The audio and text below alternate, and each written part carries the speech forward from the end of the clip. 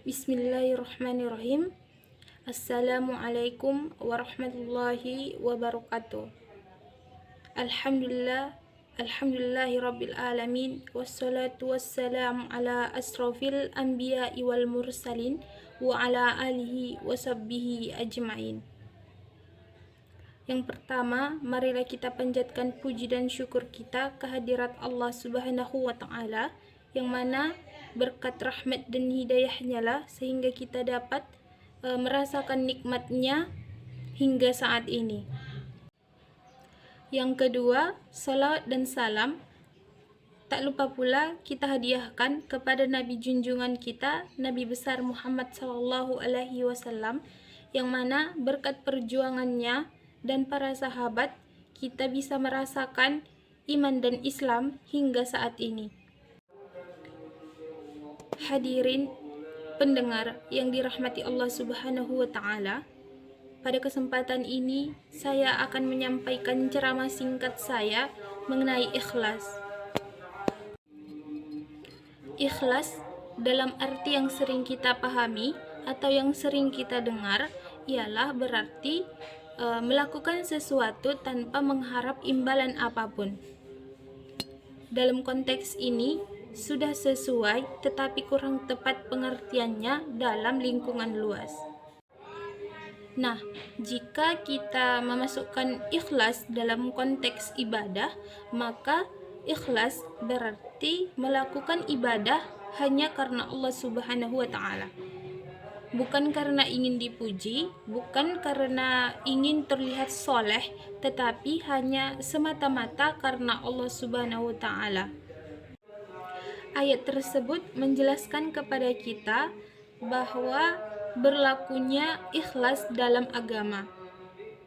Agama harus dilandasi dengan ikhlas dan kejujuran.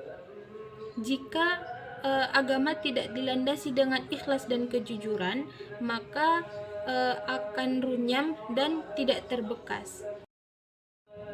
Orang-orang masyarakat luar sering lalai dalam agama dan tidak menempatkan ikhlas, tidak menempatkan agama dalam kesehariannya, dalam melaksanakan kehidupan prioritas hidupnya, melakukan aktivitas hidupnya tanpa mengaitkannya dengan agama. Jadi banyak orang-orang sekarang, masyarakat sekarang tidak menyangkutkan agama dalam kehidupan sehari-harinya.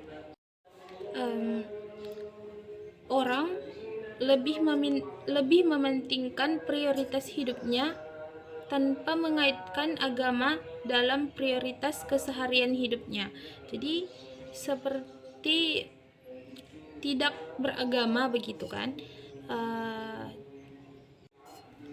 Semoga saja kita tidak termasuk orang-orang yang di dalamnya dan dalam lindungan Allah Subhanahu wa Ta'ala. Nauzubillah min zalik. Hadirin pendengar yang dirahmati Allah Subhanahu wa Ta'ala, saya ambil satu kisah, nanti akan ditanya oleh Allah. Allah bertanya pada hambanya, apa yang telah kamu lakukan di dunia wahai hambaku? Lalu ia menjawab, saya berjuang dan berperang demi engkau ya Allah, sehingga saya mati syahid.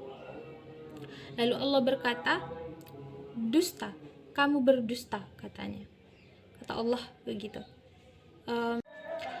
Sebenarnya kamu bukan berperang, bukan berjuang karenaku, melainkan agar disebut berani. Dan sekarang kamu telah menyandang gelar tersebut. Maka Allah perintahkan untuk dicampakkannya dia hingga ke neraka. Hadis sahih yang sudah saya ceritakan tadi adalah contoh orang yang beribadah dan tidak ikhlas. Contoh beribadah dengan tidak ikhlas. Dia mengharapkan sesuatu dia mengharapkan sesuatu dan tidak semata-mata hanya karena Allah Subhanahu wa taala. Hadis sahih yang saya ceritakan tadi adalah contoh orang yang beribadah, orang yang melakukan sesuatu semata-mata karena menginginkan sesuatu gitu. Dia tidak melakukannya karena semata-mata hanya karena Allah Subhanahu wa taala, melainkan karena ingin terlihat berani, ingin terlihat sesuatu di mata masyarakat lainnya. Jadi kisah tersebut menjadi tamparan bagi kita agar melakukan sesuatu, melakukan pekerjaan, melakukan kegiatan apapun tanpa mengharapkan imbalan atau apapun, dan melakukannya ikhlas. Semoga kita termasuk orang-orang yang dilindungi Allah Subhanahu wa taala. Amin ya rabbal alamin. Hadirin pendengar yang dirahmati Allah. Dalam beramal, ikhlas juga menjadi barometer sebesar apa pahala yang akan kita dapatkan nantinya.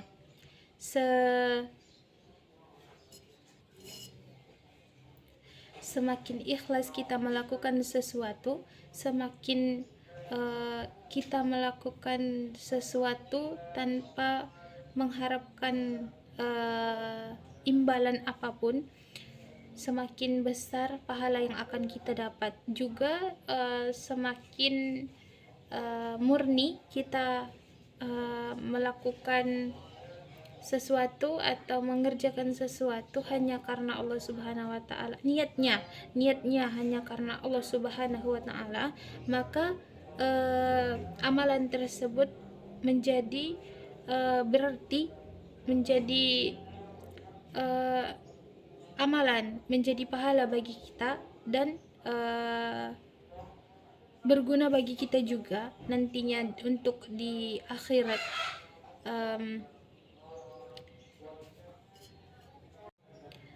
Semakin bernilai amalan tersebut di sisi Allah Subhanahu wa taala.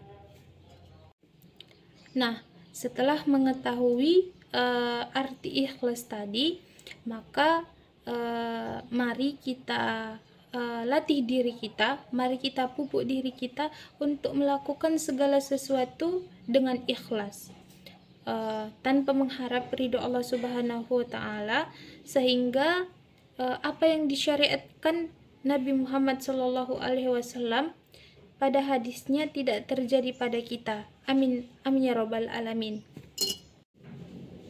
Saya kira cukup ceramah singkat saya untuk kesempatan kali ini. Semoga ilmu dan apa yang telah saya sampaikan bermanfaat bagi semua, bagi anda semua, bagi pendengar semua yang telah mendengarkan ceramah saya. Demikian ceramah singkat saya. Wabillahi taufiq wal hidayah. Wassalamualaikum warahmatullahi wabarakatuh.